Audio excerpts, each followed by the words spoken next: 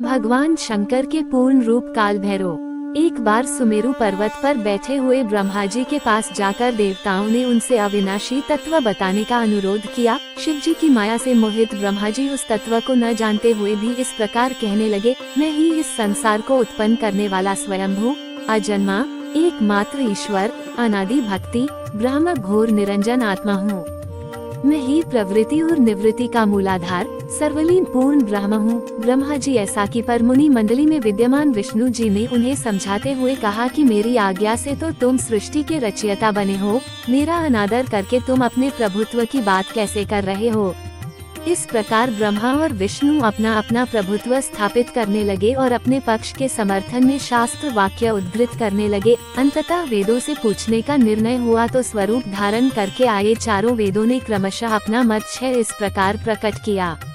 ऋग्वेद जिसके भीतर समस्त भूत निहित हैं तथा जिससे सब कुछ प्रवत होता है और जिसे परमात्मा कहा जाता है, वह एक रुद्र रूप ही है।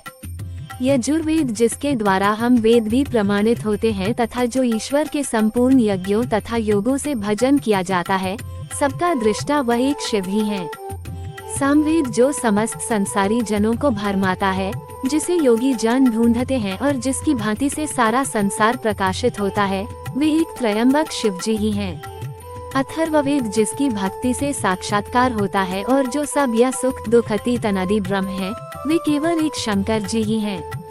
विष्णु ने वेदों के इस कथन को प्रताप बताते हुए नित्य शिवा से रमन करने वाले दिगंबर पीतवर्ण धूली धूसरित प्रेमनाथ कुबेटाधारी सर्वावेष्टित वृपन वाही निसंग शिव जी को पर ब्रह्म मानने से इनकार कर दिया। ब्रह्मा विष्णु विवाद को सुनकर ओंकार ने शिव जी की ज्योति नित्य और सनातन पर ब्रह्म बताया, परंतु फिर भी शिव माया से मोहित ब्रह्मा विष्णु की बुद्धि नहीं बदली।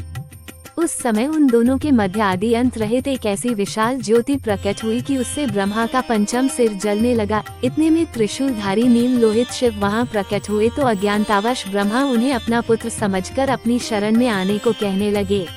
ब्रह्मा की संपूर्ण बातें सुनकर शिवजी अत्यंत क्रुद्ध हुए और उन्होंने तत्काल भैरव को प्रकट कर उससे ब्रह्मा पर शासन करने का आदेश दिया। आज्ञा का पालन करते हुए भैरव ने अपनी बाईं उंगली के नखाग्र से ब्रह्मा जी का पंचम सिर काट डाला। भयभीत ब्रह्मा शतरुद्री का पाठ करते हुए शिव जी के शरण हुए। ब्रह्मा और विष्णु दोनों को सत्य की प्रतीति हो गई और वे दोनों शिव जी की महिमा का गान करने लगे। ये देखकर शिव जी शांत हुए और उन दोनों को अभयदान दिया।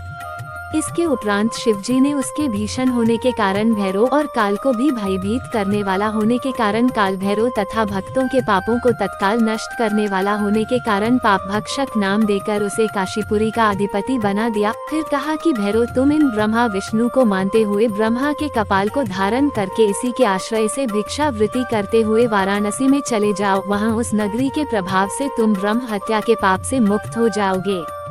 शिव जी की आज्ञा से भैरव जी हाथ में कपाल लेकर ज्यों ही काशी की ओर चले, ब्रह्म हत्या उनके पीछे पीछे हो चली। विष्णु जी ने उनकी स्तुति करते हुए उनसे अपने को उनकी माया से मोहित न होने का वरदान मांगा। विष्णु जी ने ब्रह्म हत्या के भैरव जी के पीछा करने की माया पूछना चाही तो ब्रह्म हत्या ने बताया कि वह तो अपने आप को पवित्र और मुक्त होने के लिए भैरव का अनुसरण कर रही है। भैरव जी ज्यों ही काशी पहुँचे त्यों ही उनके हाथ से चिमटा और कपाल छूटकर पृथ्वी पर गिर गया और तब से उस स्थान का नाम कपालमोचन तीर्थ पड़ गया। इस तीर्थ में जाकर सविधि पिंडदान और देव पितृ तर्पण करने से मनुष्य ब्रह्म हत्या के पाप से निवृत्त हो जाता है।